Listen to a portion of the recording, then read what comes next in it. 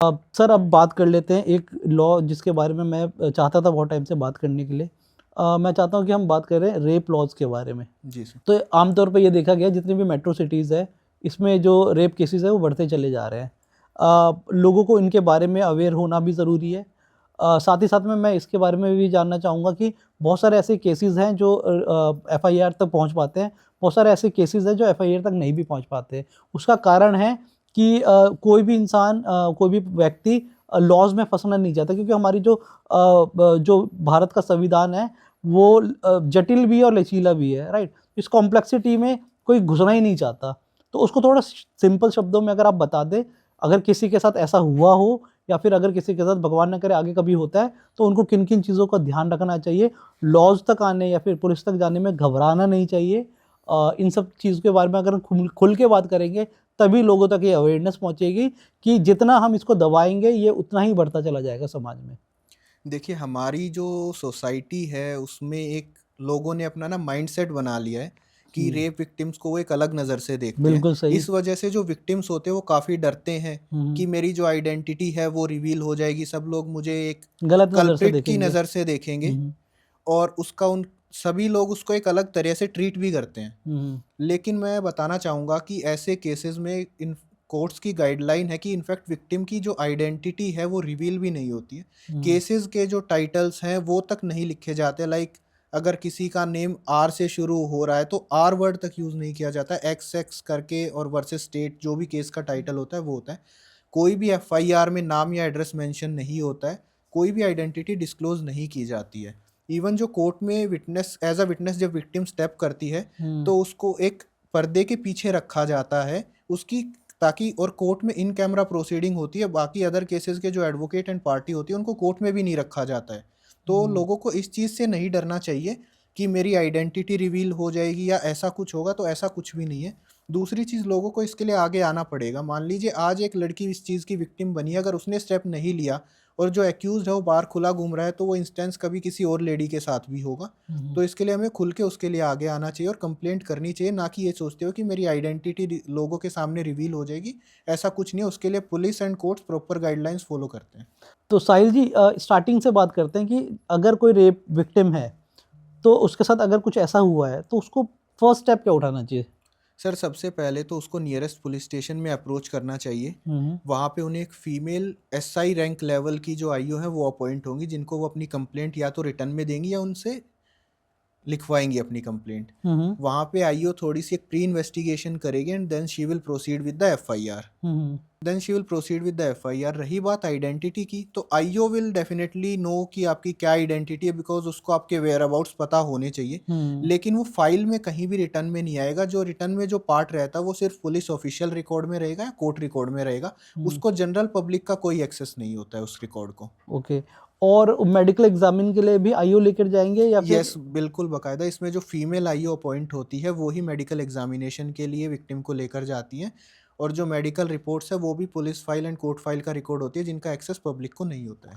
अच्छा, अब मैं ये जानना चाहता हूँ कि ऐसा ना हो कि मेडिकल रिपोर्ट टेम्पर्ड हो जाए, तो जब रेप हुआ है और तब तक मेडिकल रिपोर्ट नहीं आ जाती, तब तक किन किन बातों का ध्यान रखना चाहिए ताकि कोई भी ऐसी सबूत है जो फिर मिटे ना? देखिए, सबसे पहले तो जैसे ही कोई ऐसा इंस्टेंस होता है तुरंत या पुलिस स्टेशन जाए, या आप चाहें तो डायरेक्ट किसी गवर्नमेंट हॉस्पिटल में चले जाए या प्राइवेट में भी। वहाँ पे इनफैक्ट जो डॉक्टर या स्टाफ होता है वो भी खुद पुलिस को कॉल कर देते हैं और डॉक्टर्स उसकी एमएलसी प्रिपेयर करते हैं। तो जितना जल्दी आपकी एमएलसी प्रिपेयर होगी, एंड मैं कहूँ कि एटलीस्ट आपको 24 घंटे के अंदर अपना मेडिकल करा लेना चाहिए, ताकि मेडिकल रिपोर्ट में सारी चीज़ें क्लियर आ जाएँ। वहाँ पे पुलिस भी प्रेजेंट होती है तो टेम्परिंग के ऐसे कोई चांसेस रहते नहीं। अगर आपको इन केस लगता है कि आपकी यहाँ पे जो मेडिकल रिपोर्ट्स बनाई जा रही हैं वो प्रॉपर नहीं है, तो आप किसी अदर हॉस्पिटल में खुद जाके भी अपना एमएलसी जो है वो प्रिपेयर करवा सकते हैं। राइट। तो अभी तक हमने जो बात की कि विदाउट कंसेंट किसी के साथ सेक्स हो गया या फिर किसी ने ज़बरदस्ती से के साथ कर लिया और तो वो रेप कंसीडर करेंगे। यस। अब मैं बात करने वाला हूँ ऐसे रिलेशनशिप के बारे में जिसमें लड़का और लड़की एक रिलेशनशिप में आते हैं और कुछ टाइम के बाद एक दूसरे के ऊपर ऐसे एलिगेशन लगाते हैं कि इसने मेरे को प्रॉमिस किया था कि मेरे साथ शादी करेगा, या फिर कुछ भी ऐसा फॉल्स एलिगेशन लगा के और वो रेप केस डाल देते हैं। तो इसके बारे में हमारे लॉज क्या कहते हैं? देखिए, रेप को तो आपने खुद ही डिफाइन कर दिया, that is against a consent और विशेस ऑफ अ पर्सन। देखिए, प्रॉमिस ऑफ मैरिज और फॉल्स प्रॉमिस ऑफ मैरिज में एक थिन लाइन का डिफरेंस है।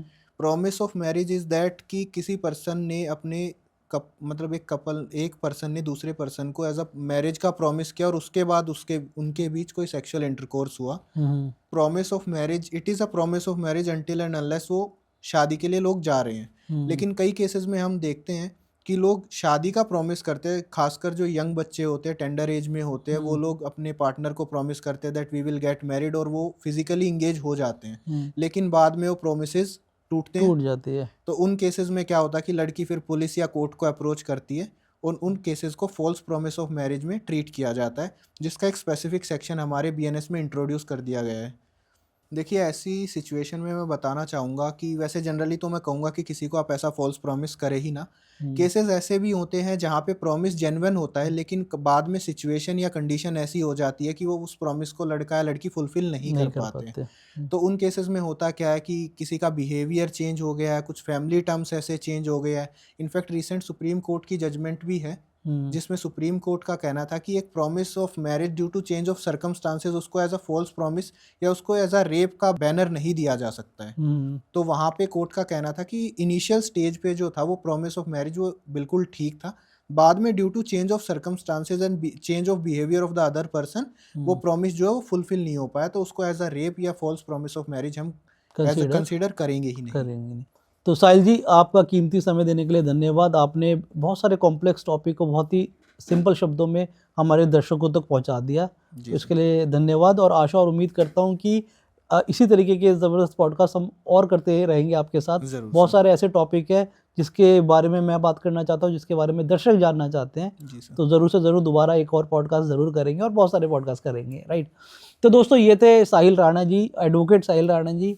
और आप में से कोई भी ऐसा व्यक्ति है जो किसी ऐसी परिस्थिति से गुजर रहा है जिसमें आप चाहते हैं कि साहिल सर की किसी तरीके की मदद लेना, तो मैं इनकी जो डिटेल्स है अपने डिस्क्रिप्शन में ज़रूर से ज़रूर मेंशन कर दूंगा। और इसी तरीके के लीगल नॉलेज वाले पॉडकास्ट अगर आप एंजॉय करते हैं तो हमारे चैनल को ज़रूर सब्सक्राइब करें और फिर कमेंट बॉक्स में ये ज़रूर मेंशन कर दें कि नेक्स्ट पॉडकास्ट आप किस टॉपिक पे चाहते हो। तब तक के लिए tata bye bye, take care.